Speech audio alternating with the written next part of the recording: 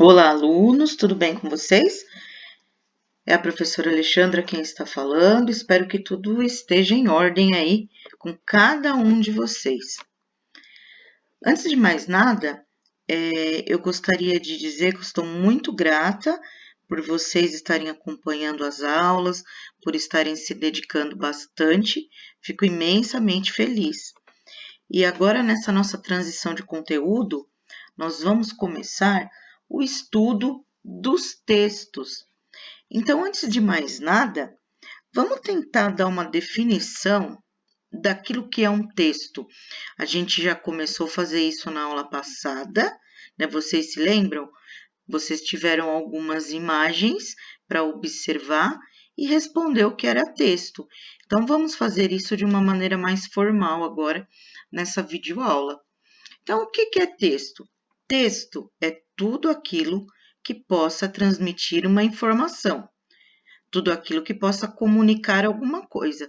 Se passou uma informação coerente, se informou, né? Se teve uma finalidade de passar uma informação e informar alguém, a gente está diante de um texto. Aí vem a pergunta: poema é texto? Vamos lá a resposta. Sim, poema é texto, sim. Aqui eu coloquei um exemplo de um poema clássico de um autor que se chama Carlos Drummond de Andrade. Vocês já devem ter ouvido falar em Carlos Drummond de Andrade. Esse poema ele se chama No Meio do Caminho. No meio do caminho tinha uma pedra no meio do caminho. Tinha uma pedra, no meio do caminho tinha uma pedra. Nunca me esquecerei desse acontecimento na vida de minhas retinas tão fatigadas. Nunca me esquecerei que no meio do caminho tinha uma pedra. Tinha uma pedra no meio do caminho. No meio do caminho tinha uma pedra. Esse poema, que é ali, né, do século XX, né, da metade ali do século XX, é de Carlos Drummond de Andrade, e é claro, tem toda uma interpretação dele aqui, em relação a essas palavras que são tão repetitivas, né? Isso aqui é um recurso poético dele. E esse poema é um texto? Ele é organizado em versos. Cada linha do poema é chamada de verso. E cada grupo de versos aqui, tá vendo? Ó, um verso, dois, três, quatro. Tá vendo que dá um espaço? 1, 2, 3, 4, 5, 6, 7. Então, aqui, cada linha do poema é chamada de verso, cada grupo de versos é chamado de estrofe. A gente tem um texto aqui organizado em versos, por isso que ele chama poema. É um texto, sim, certo? É um texto organizado em versos e textos organizados em versos são chamados de poema. A gente está aqui no gênero poesia. Então, esse poema reflexivo aqui sobre a vida, né? Ele é um texto, sim. E história é texto? Sim, história também é um texto. A gente tem aqui uma fábula que se chama O Leão e o Rato. Olha só, um leão, cansado de tanto caçar, dormia espichado à sombra de uma boa árvore. Vieram uns ratinhos passear em cima dele e ele acordou. Todos conseguiram fugir, menos um, que o leão prendeu embaixo da pata. Tanto o ratinho pediu e implorou que o leão desistiu de esmagá-lo e deixou que fosse embora. Algum tempo depois, o leão ficou preso na rede de uns caçadores, não conseguia se soltar e fazia a floresta inteira tremer com seus urros de raiva. Nisso apareceu o ratinho. Com seus dentes afiados, roeu as cordas e soltou o leão. Moral da história: uma boa ação ganha outra. Então, esse tipo de texto aqui que vocês têm é um texto organizado em linhas e parágrafos. Lembra que lá no poema a linha era chamada de verso. Aqui a linha é chamada de linha mesmo, a linha do texto. A gente chama esse tipo de texto como texto em prosa. Aqui a gente tem uma narração, porque ele conta uma história envolvendo personagens, só que aqui a gente tem, dentro da narração, existem vários tipos de narração. E esse tipo aqui, ele é chamado de fábula. Por que ele é chamado de fábula? Porque ele traz uma moral da história. Moral da história é o ensinamento que o texto traz. Ó, vem escrito mesmo, moral da história. Então, aqui, qual a moral da história, né? A gente teve aqui o ratinho em apuros, ele pediu clemência, o leão ajudou, e mais para frente, quem precisou de ajuda foi o leão, e o ratinho, como já tinha sido ajudado uma vez, também ajudou o leão. A moral da história é quase aquela frase que a gente conhece, né? Gentileza gera gentileza. Aqui uma boa ação ganha outra. Então, um texto, no caso aqui, uma fábula, que é um texto narrativo, ele também é considerado texto, certo? Então, até agora a gente viu, perdão, que poema é texto e que história também é texto. E uma frase sozinha? E uma única palavra? Isso é texto? Se eu tenho aqui essa frase, tudo bem com você?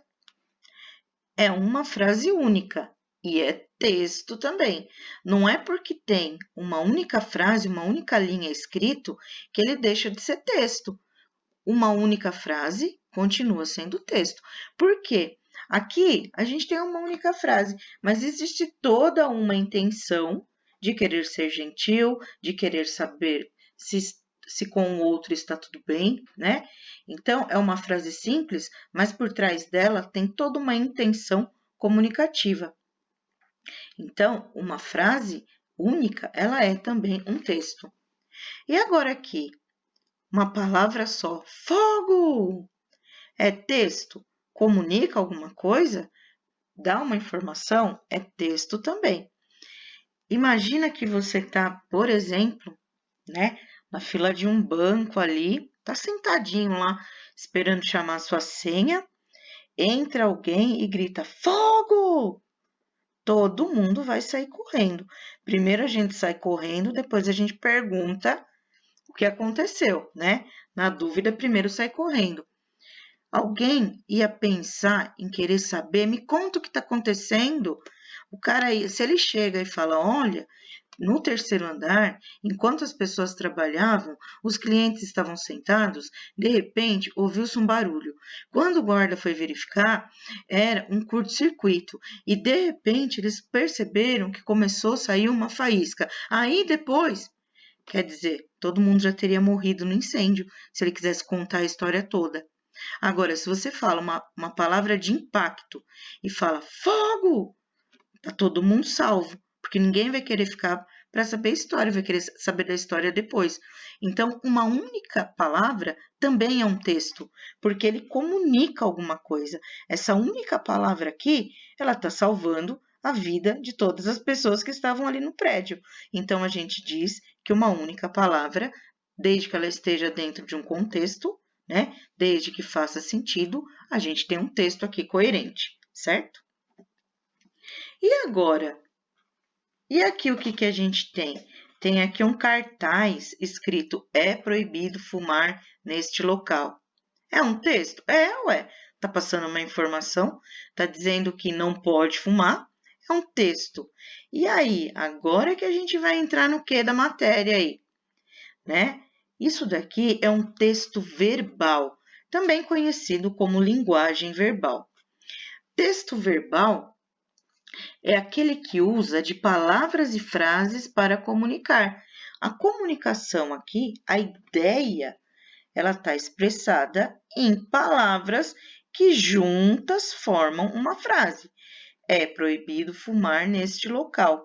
Então, toda vez que você tem uma mensagem transmitida, expressada em palavras que formam uma frase, que formam várias frases, que formam um texto, esse texto ele é chamado de texto verbal ou linguagem verbal.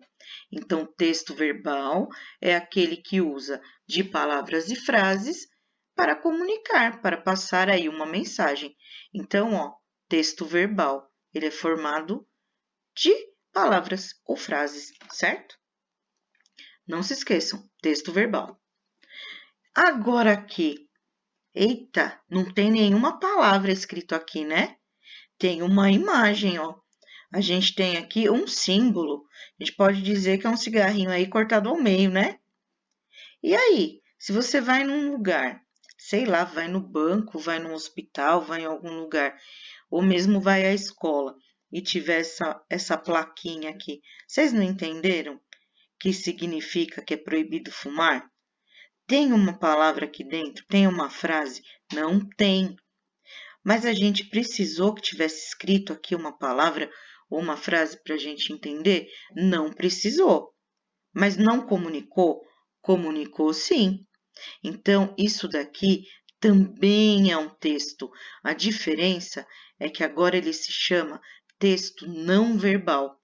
Por que ele é texto não verbal ou linguagem não verbal? Porque ele não se comunica por meio de palavras, ele não passa a informação por meio de palavras, porque o texto não verbal é aquele que não precisa de palavras para comunicar, ele se utiliza de imagens para transmitir uma informação. Então, isso daqui é texto, sim, mas ele é chamado de texto não verbal.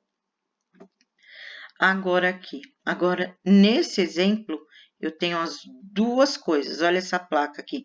Eu tenho escrito proibido fumar e do lado eu tenho a imagem do cigarrinho cortado. Aqui também é um texto, mas ele é chamado de texto verbal e não verbal, o nome dele é todo. Ou então, texto misto. Por que misto? Porque ele tem os dois, né? Igual misto quente, que tem queijo e presunto. Aqui tem os dois. Tem a linguagem verbal, que é formada pelas palavras, e a linguagem não verbal, que é formada pela imagem. Então, aqui, ó, texto verbal e não verbal, conhecido também como texto misto, que é a mesma coisa que linguagem mista ou linguagem verbal e não verbal.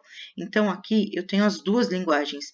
A linguagem verbal está representada pelo que está escrito em palavras e a linguagem não verbal, que está representada pela imagem. Aqui eu tenho os dois, por isso que ele pode ser chamado de texto misto, certo? Vamos ao próximo. Considerações finais. Diante do que foi dito, entendemos que a comunicação pode ser feita por meio do que falamos, do que escrevemos, do que ouvimos e até mesmo por meio das imagens que observamos ou desenhamos. Desde que transmita comunicação efetiva, estaremos diante de um texto. Uma história, um poema, uma conversa falada, uma placa de trânsito, tudo isso é texto, certo?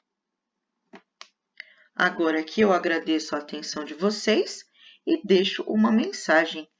Não entrar na maldade dos outros, cultivar pensamentos positivos é a forma de você proteger-se, conservar a saúde, manter a serenidade e realizar seus projetos de progresso com sucesso.